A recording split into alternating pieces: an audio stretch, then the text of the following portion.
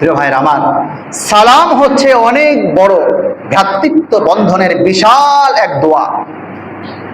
সালামের মাধ্যমে আপনি চিন্তা করুন, সালামের মাধ্যমে আমি অপরের কল্যাণ কামনা করলাম, আসসালামু আলাইকুম, আপনার উপর শান্তি বর্ষিত হোক, রাহমাতুল্লাহ, আল্লাহর রহমত বর্ষিত হোক, বারাকাতু, এবং বারাকা কল্যাণ বর্ষিত হোক। কত উৎকৃষ্ট দোয়া। আমি সালাম দিলাম মানে তার জন্য কল্যাণ কামনা করলাম, আপনার উপর শান্তি বর্ষিত হোক, রহমত বর্ষিত হোক এবং বারাকাহ বর্ষিত হোক। প্রিয় ভাইয়ের আমার, হাদিসে এসেছে কখন কার দোয়া কবুল হয়ে যায় এটা বোঝা বড় মুশকিল।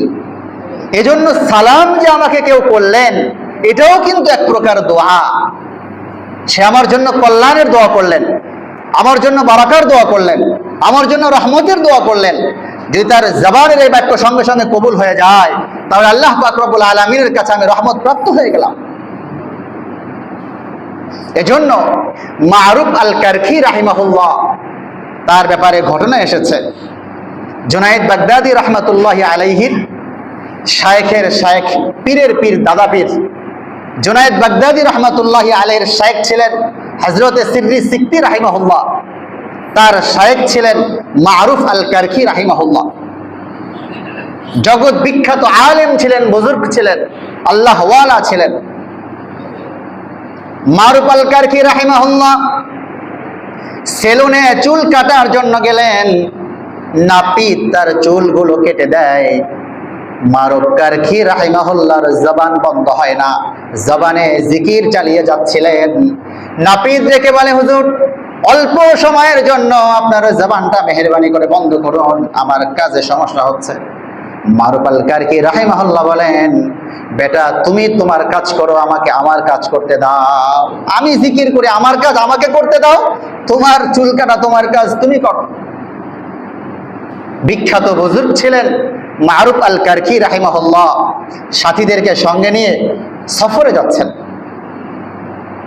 সফরে যেতে যেতে পথের মধ্যে হঠাৎ দৃষ্টিপাত হয় একজন ব্যক্তির দিকে, যেই ব্যক্তি সাকি অর্থাৎ মানুষকে পানি পান করাচ্ছিল।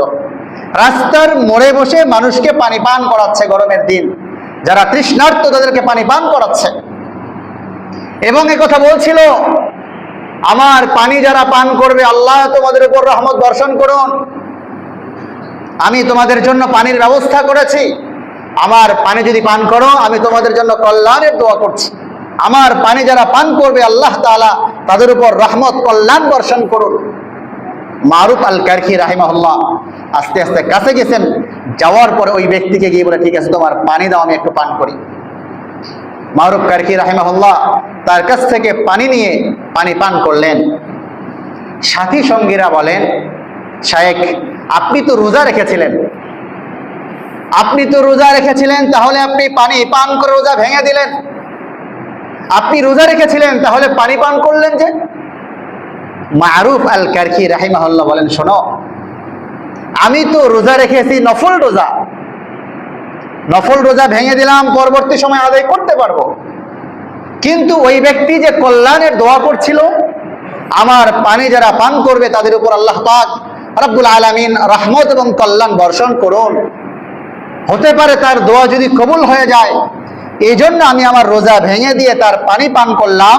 তার দোয়া এবং কল্যাণের মধ্যে শামিল হওয়ার জন্য, তার দোয়া কবুল হয়ে থাকলে আল্লাহ তাআলা আমার উপর রহমত এবং কল্যাণ বর্ষণ করবেন। রোজা তো আমি পরে রাখতে পারবো, নফল রোজা, কিন্তু এখান থেকে চলে গেলে যদি তার দোয়া কবুল হয়ে থাকে, তার এই কবুলকৃত দোয়া থেকে তো আমি বঞ্চিত হয়ে গেলাম। প্রিয় ভাইয়েরা আমার, এই জন্য সালাম হচ্ছে মুসলিম ভ্রাতৃত্ববোধের মহা কল্যাণকর, মহা মজবুত এক সেতু বন্ধন। এক ভাই আরেক ভাইয়ের জন্য, এক মুসলিম আরেক মুসলিমের জন্য শান্তি, নিরাপত্তা, রহমত এবং বারাকা কামনা করছে। এজন্য সাক্ষাতেই আমরা সালাম বিনিময় করবো, আসসালামু আলাইকুম ওয়া রাহমাতুল্লাহি ওয়া বারাকাতুহু। বলেন, আসসালামু আলাইকুম ওয়া রাহমাতুল্লাহি ওয়া বারাকাতুহু। সালামের প্রচার প্রসার ঘটাও। আমি গত জুমায় বলেছি, সালাম সাধারণ কোনো আমল নয়।